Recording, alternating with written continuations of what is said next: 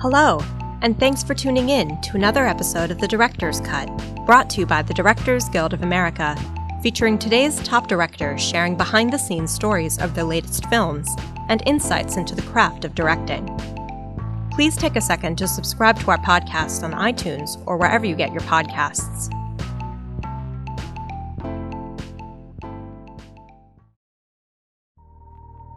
This episode takes us behind the scenes of director Drew Goddard's new thriller, Bad Times at the El Royale. The film follows 7 strangers who meet at Lake Tahoe's El Royale, a rundown hotel with a dark past.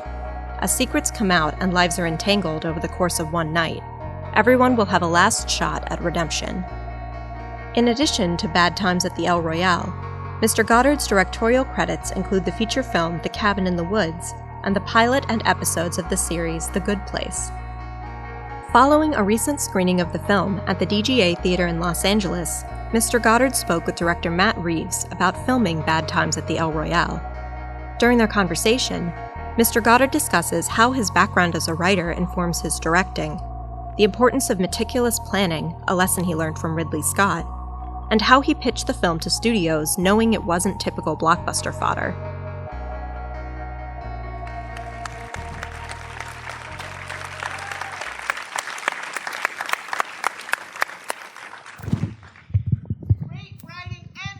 Oh, all right. Bless you.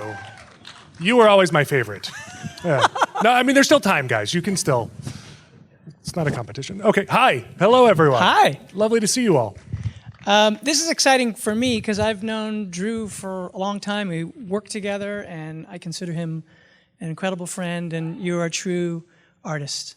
I mean, the thing that I know about Drew, we first started working together on Cloverfield, and I just know the way he is as a creative person, which is that he cares so deeply, and you can tell by what you just saw, which is that everything, and also, you know, you would know, like, I went to the premiere, was it a week ago, 2 weeks ago? I'd never seen that before. Literally, the movie had just been finished. How many hours straight did you wake up? I think I pulled a few all-nighters right at the end there, and I think it was 8 hours before premiere, we finally delivered it. It was a wet print, as they say. Right, exactly. Yes. Literally, in the old days, it would have been. Was this on film? Yeah. But it wasn't DCP. projected. It was a DCP, okay. but we shot on film. Yeah. Right. Very, very amazing. Anyway, it's such a beautiful film, and I know I've told you that, but I wanted to talk a bit about, because I know you in all kinds of capacities and as a person, and I know how passionate you are. It's such an interesting path that this is the second film you've directed. And Cabin in the Woods, which is, I'm sure everybody's seen, is a great movie. And this one is so different, but yet so totally you. And I know that in between that you directed, and are you still working on it in any capacity? On The Good Place, yes. Which is like the tones of all of these things, you know, they encompass so much. And I guess I'm wondering, first of all, just about this film, where did this come about? Like, because you write, obviously, you're an incredible writer, but to write to direct, like, do you always write to direct? Like, when you're writing The Martian, either you writing from the same place, saying like, hey, this is what I would write if I was going to go shoot it, I'd do it like this, and then Ridley Scott does whatever he's going to do. But that's the way you write, is that right? Yeah, I mean, I learned early, treat it as though you are directing, and not in a way that's that doesn't respect the director. I love directors, and when I'm writing, whether I'm writing for a director or myself, I treat it the same because I'm always trying to solve the problems that the director is going to run into. I really think that's important to protect the director. And you and I started, on Cloverfield, which had a lot of, tricky logistics. And I do feel like if you can help a director feel like he or she is not alone, it makes a huge difference, because directing is it's so hard. And so I do try to treat every script as though I am directing, even if I know that I'm not going to, so that I'm conscious of, and it's not just directing, I try to be conscious of the production designer's needs, I try to be conscious of the costume designer's needs, I try to be clearly conscious of the actor's needs, for sure, so that your document goes to them and says, I've really thought your problems through, and we will have new problems to solve, but at least know that I'm on your side. Right. And you're incredibly choosy. I mean, it's just true about who you. I mean, there are a number of films along the way that you were maybe considering doing, but then this ended up being the one, which again came totally from you. What was it about? What was the nugget that said, okay, there's a lot of time between the two. You're like, I'm ready. I want to do it again. And do you remember that first, just what the spark was that said, hey, this is what I want to do? No, because, boy, that's a good question. Because I start with the script, and then I try not to worry too much. So did you not know that you wanted to direct this for sure, or you weren't? Every script I do, I sort of assume I probably will direct, and then somewhere along the line, either I go... The Martian you were going to direct. I was writing that, okay, that's right. And so I sort of, I always approach it that way, but I also think it's very important to treat the writer and the director very differently. So it's almost a weird method style.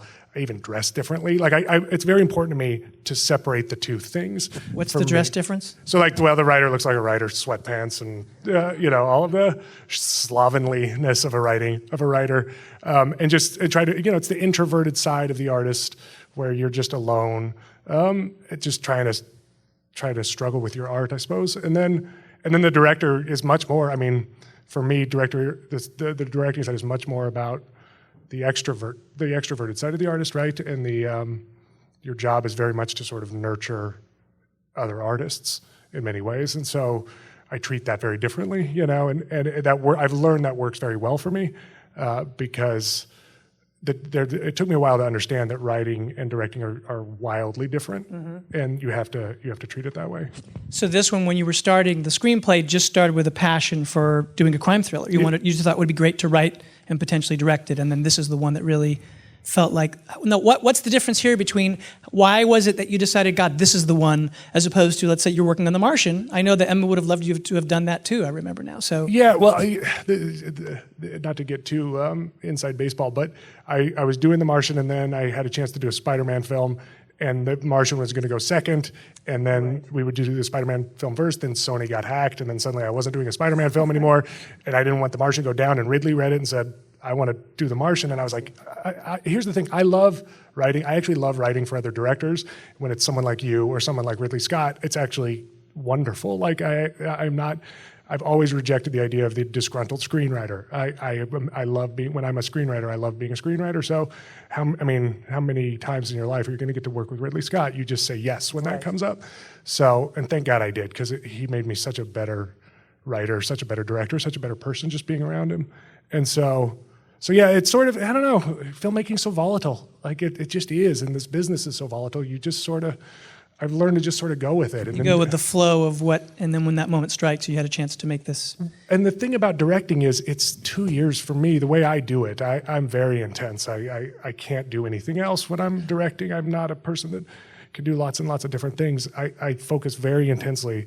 So it's 2 years of your life. And so part of it is just, you're like, okay, it's time. This is time to devote 2 years of my life to. And this one is very personal. This movie is very personal to me for many different reasons. And so... Can you talk about that? Yeah. It's funny. I sort of write on instinct. Certainly as I've gotten older, I trust that I'm writing on instinct more and not intellectualize. So it wasn't until I thought about the script for probably 2 years, and then I try to write really fast once I get the outline right. Wrote the script for 3 weeks. So I started in November of 2016. So then I finished right before the holidays, and I grew up very Catholic. And I went home to see my mom, and I'm not Catholic anymore, but she likes to go to Mass, so we go to Mass. So I'm sitting there in Mass as I've just finished the script, and it just hits me. I go, oh my God, I just wrote the most Catholic movie ever. Oh, this entire movie is a Catholic. I'm clearly working through my Catholic childhood and the Catholic notions of right and wrong and spirituality, and I wasn't really aware that I was doing it because, again, I try not to intellectualize when I'm writing, and so that was the first stage, and then. This is all small stuff, but this is how this is what goes into the pot. You know this 23andMe. Do you know this? Yeah. The genetic testing on a whim a few years back. My wife and I did 23andMe, and it was in the early stages where you still got to this ending. You get these results back of your genetic tests, and it's like, oh, you have brown hair, you have brown eyes. You're like, wow, this is all very accurate, great.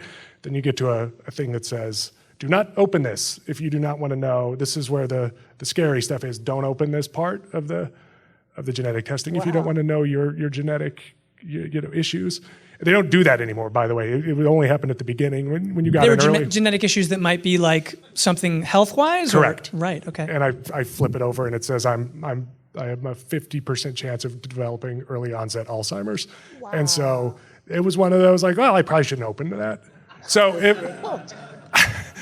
who knows how accurate this is, but it certainly was. Do you have on my Alzheimer's mind. in your family? We have Alzheimer's in our family, and so I've watched a lot of family members struggle with it, and I think that was very much on my mind as I was working on this and working on notions of faith and becoming a parent is very much in this, and it all sort of goes into the stew, right? And so it all felt very personal, and around then I was like, all right, this is it, this is the one, let's go. Wow, well, it comes through. I mean, you feel of that. So let me ask you this: when you're writing in that way, one of the things that struck me watching the movie a couple times is just the sheer, and I know this about you, but this one in particular is so meticulous. I mean, that plotting where you're going backward and forward, and yet every detail, like it struck me at the premiere when the ledger goes into the fire. I mean, I'd seen it before when you showed it to me, but then when I saw it then, it struck me even harder just what a puzzle this is, what an incredible, intricate puzzle. And it made me think about the visuals, which I think are extraordinary. I think that the direction is just beautiful. And it's one of those things where you look at it and you go like, wow. And then you told me even when I came in, hey, I didn't get coverage on that. That's how I shot that. And I'm like, oh my God, you're out of your mind.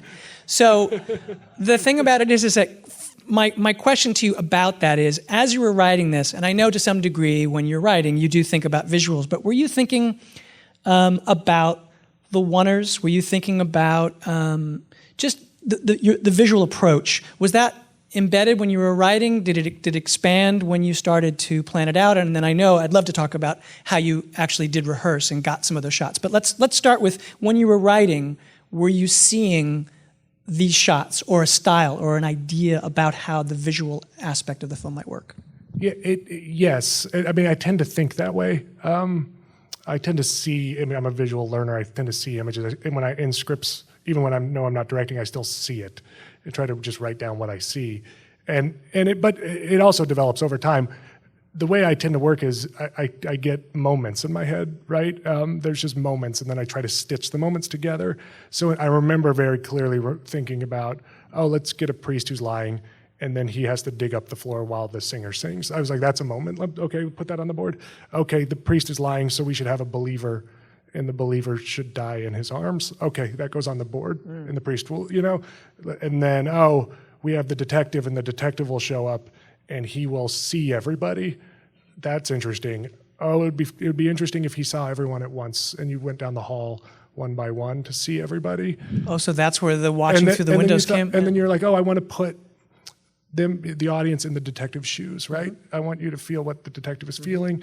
So much of the movie to me is about empathy and how empathy changes, and how much who you thought you were empathizing with changes as it goes.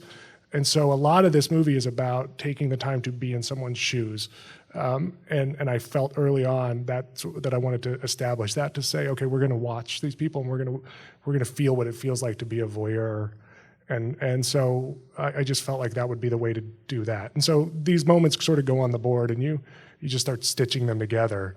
And then, but similarly, you get in with your team, and you get in with my extraordinary director of photography, Seamus McGarvey, right, and my extraordinary production designer, yes, and my extraordinary production designer, Martin Wist, and it all just starts happening, and you just sort of organically feel these things out. And so when you had, because some of them you would have to rehearse, and you told me this, so I think this is just worth discussing because I found it so interesting. Those kind of shots take a tremendous amount of rehearsal.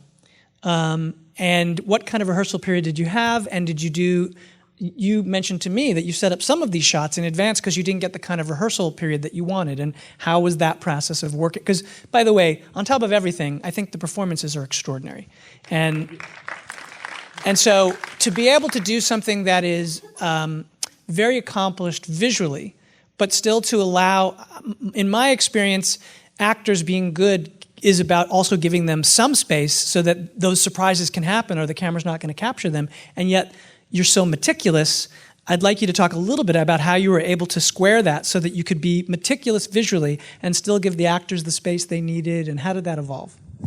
I have to say it's the thing that changed the most after working with Ridley Scott and me, because we came from TV. You and I sort of come from TV, and certainly the directors I worked with in TV Joss Whedon, J.J. Abrams. There's something that happens in TV where you have 8 days to prep, maybe. Like usually we had like 3 days to prep, and so a lot of what I witnessed directing early was people figuring things out in the moment, being in the moment, sort of showing up to set when the set is still being painted at the end and figuring out coverage. I kind of thought that's what directing was, to be honest. I thought that, and I didn't, that made me very nervous because I thought, well, I'm young and green. I actually like to plan. I actually like that, but this is clearly what I know that directing is. And I always thought there was something wrong with me for liking to plan. And then I got with Ridley, and Ridley was the most meticulous planner I've ever seen. Like he knew 6 weeks in advance of shooting something where every camera was going to be and where every lighting, and which he did through boards. He or loves stills, to sketch. He just sketches and then does the overhead lighting plan, and because he really likes to know when you want to know where 5 cameras are, you need to know where your lights are going, and so he really was meticulous, and I loved it. It was so calming to me to see like, oh wait, no, here's one of the greatest directors of all time, and he is planning so far in advance. And I that is a style that works better for me. And what I learned was the more meticulous I plan and prep, the more fun I can have on the day, the more I'm actually not worrying about where a camera's going to go or where lights are going to go. It's done. And then I can just be with the actors. And we can say, like, here's the camera, but don't worry about it. Let's just be here. It worked much better for me, and it really changed the way I approach this film. But some of those shots they're totally set dependent. Yes. So given your shorter schedule, you said in some cases you planned them out. Did you plan them out with stand-ins or work out some shots? Like what kind of shot from the movie might you have done that with? Like the hardest shot in the John movie Hamm is the corridor shot. Yeah. That shot probably took us 8 months of prep because it was deceptively difficult. Because it looks hard. We built it's harder than you think because we had to build the entire set, and because I wanted the set to be symmetrical and have indoor-outdoor capability so I could control the weather. That meant that everything that you see in that shot dictates the architecture of our sets. And it's one of those weird things when it sounds good when you write it. Oh, okay, well, it'll be continuous and he'll just walk up and down the hall. But then you really get into the nuts and bolts, and I wanted to see his reflection so I didn't have to cover the scene. I thought it'll only really work as a oneer if you can feel John's presence and John can act, because otherwise it's just going to get real old real fast. I need to see John's emotion, which meant I have to see his reflections, which means if you can see his reflections, you can probably see the camera if you're not careful. Right. Then you also have Jeff digging up his floor. You have Dakota running outside into the parking lot. You have the room, the windows of the room. You have to figure out what lens you're on. All of these things dictate each other. If you're on a 40 or if you're on a 50, that determines how big our floor is, right? So you have to figure all of these logistical things out. Thank God for Seamus McGarvey. Part of why I hired him, other than the fact that he's one of the greatest artists of our time, is that he's very comfortable with these ambitious shots. He did the Atonement Dunkirk shot. Right. Like he's extraordinary at figuring this out, and he figured out how to coat the mirrors, the glass with a special silver coating, and put the mirrors on bevels so that we could, as cameras going by, we could shift so you won't see the camera and you'll see John. And to make it even more complicated, Cynthia has to sing the entire time live. And so that means all of the stuff that we're doing, we have to do silently because we have to figure out all of these cues. Again, it's one of those things, had I known, I never would have done this. Had I known, it's not like I knew it was going to be this complicated. It's just like, okay, you do it, and then you start figuring out how hard it is going to be as you're going, and then you're in too deep, so you're like, well, we're doing it anyway. But I have to say, it's really satisfying when it comes through. So yeah, we would rehearse that with stand-ins. First, it was just Martin Wist, our production designer, and me in taping it out in a warehouse, taping it out here in LA, just walking it, and I would play all the parts, and Martin would just sort of walk, and we'd measure and figure it out, and then Seamus got there, and we'd figure it out, and then we started with stand-ins. Luckily, I had a cast who we got what we were trying to do and understood the importance of it and understood and brought their own things to it. I mean, so much of Jeff's emotion in there and what Dakota's doing and what Kaylee, who's tied to the chair, those little things that are happening are stuff they bring to it. So you can find where it goes and then adjust as you go. I think we did it 27 times, and that's the 27th take you see in the Was film. that one day? Yeah.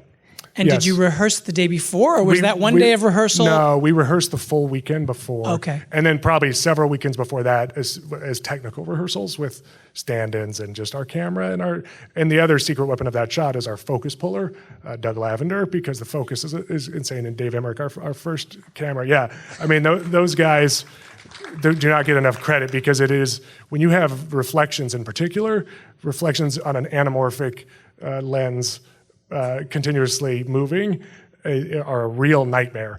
These are things I didn't know until it happened, and then I looked at them and gave them all a big hug at the end because God bless them, those guys. They were they're so talented. It was really fun. It was really satisfying to watch it all come together, I have to say. And that shot, you did no coverage. No coverage, no. Right. That's the thing. In order to justify the shot, you have to be really sure of it. And What is I have wrong to say, with you?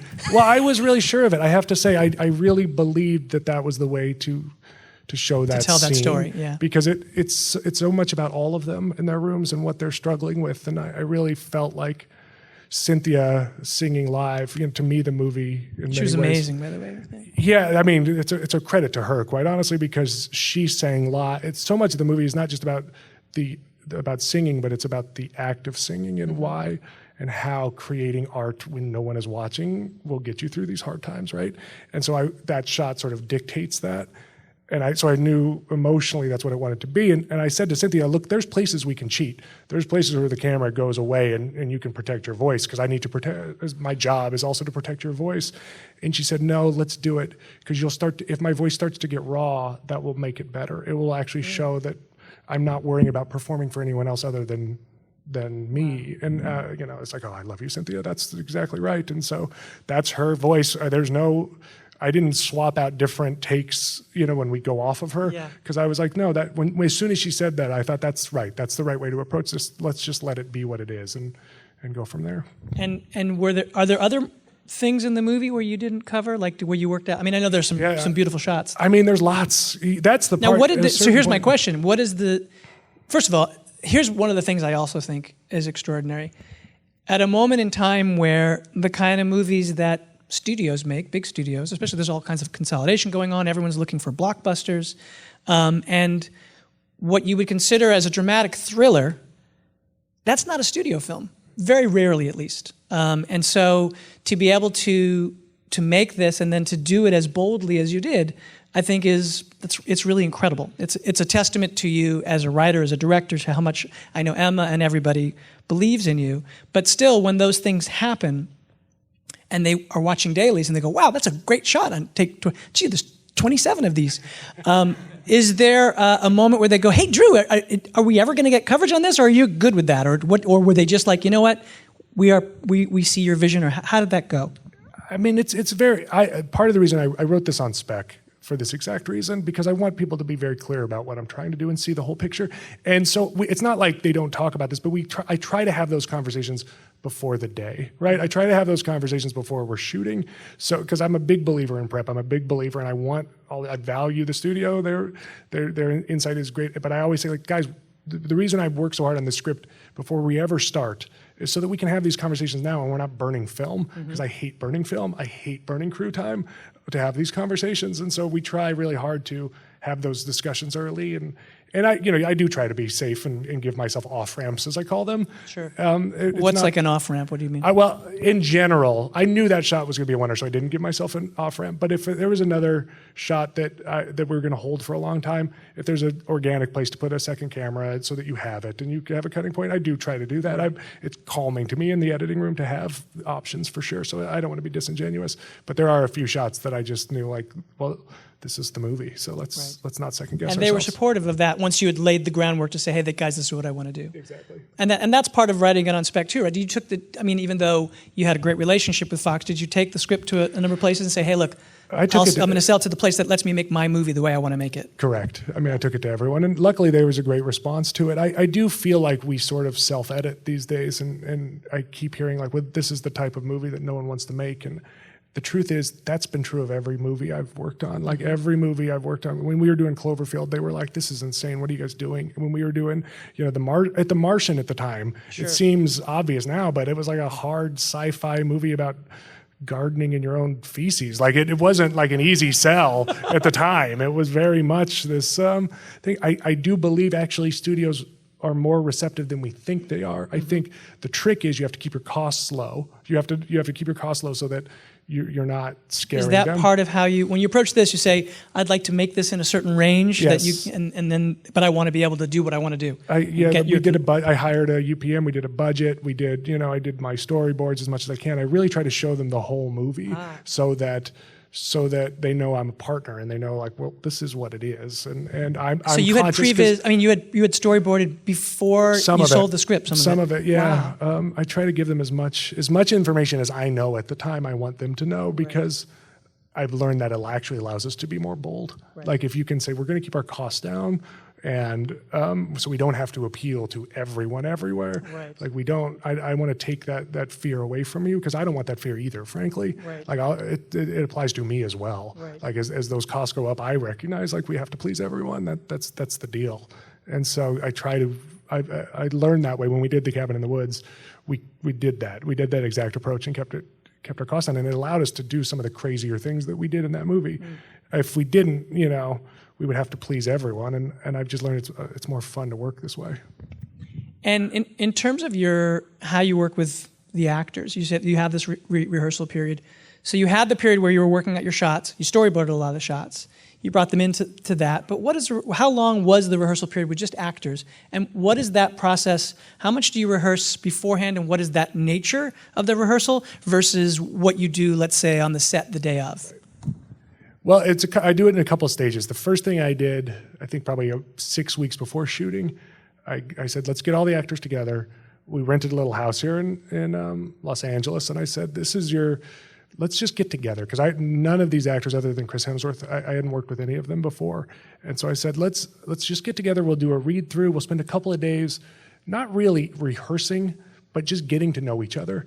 And if we want to read the script, great. If you want to try crazy ideas, great. It's so much about, I call it getting rid of those first day of school jitters. Like just get comfortable with each other, because we're artists, and so much of what we're doing is understanding each other's wavelengths. And it took me a while to really understand that every actor is different, and every artist that you're working with, every crew member is different, and your job as a director is to listen to how they are different. So for me, it's about let's just get to know each other. And I was really lucky that I had such an extraordinary cast, because day one, Monday morning, half hour early, Jeff Bridges shows up right before anyone else is there. He's already there trying to learn the PA's names and just trying to get to know other people. He's brought his guitar. So it was like, it was the right person for this approach, because when you have someone like Jeff at the top, it just radiates outward. And so it really became, we spent a couple of days, and then as the days went on, started talking about all those little things that can kill you on a film. Like how do we make these steps so that Jeff can hold Lewis at the end and build fire around him? Those are those things that if you don't think about them, like you're like, oh yeah, Jeff's gonna have to do this scene for 2 days, right? On these steps, holding this kid in the middle of fire. Oh, I need to go talk to my production designer about how we're gonna build padded steps and hide them and do all of those things. It's all of those. I actually am just looking for logistics, trying to spot the landmines. And I thought it was important to not worry about performance. Right. Like I told them. Not worried about performance in the performance rehearsals prior to.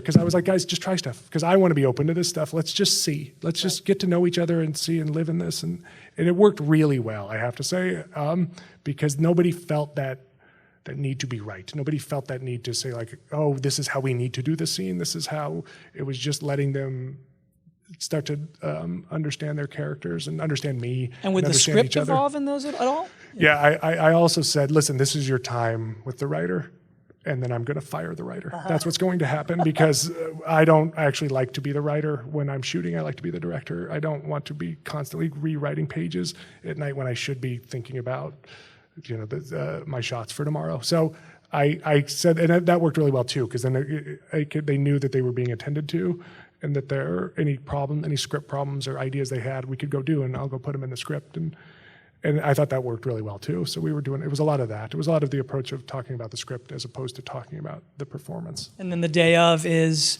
just seeing when the magic happens and saying like, okay, can this be hotter? Can this be whatever that is? Yeah, as we got closer, then I would try anytime you can. The problem with it, when you're shooting, time becomes a real real commodity, and it's hard. Certainly when you have a cast like this too, it's almost a Jenga puzzle of everyone's schedule as you're trying to get everyone together. But any opportunity we could, once the sets were being built, because I do feel like once the sets start to go up, you want to start dialing in what you're going to do so that I can figure out where to put lights and whatnot. And so then any chance we had, we would dive in, and sometimes it was on the weekend, sometimes it was after we wrapped, and just get everyone together and run a scene and see what came out.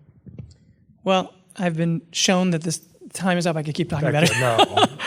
It's such a beautiful film, and it's so great to be able to talk to you. I love you, my friend. Guys, thank you so much. Thank you for coming. That really meant a lot. Thanks for being here. Thanks, guys.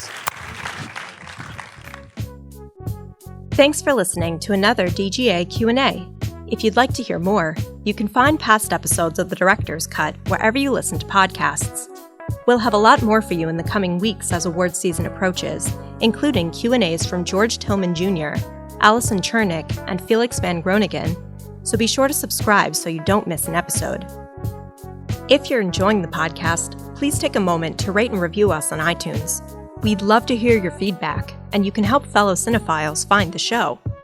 Thanks again for listening, and we'll see you next time.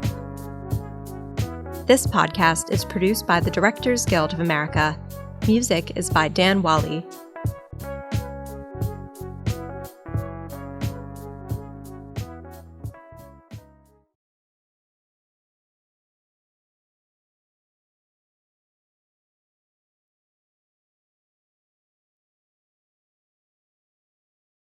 If you're enjoying the podcast, please take a moment to rate and review us on iTunes. We'd love to hear your feedback, and you can help fellow cinephiles find the show.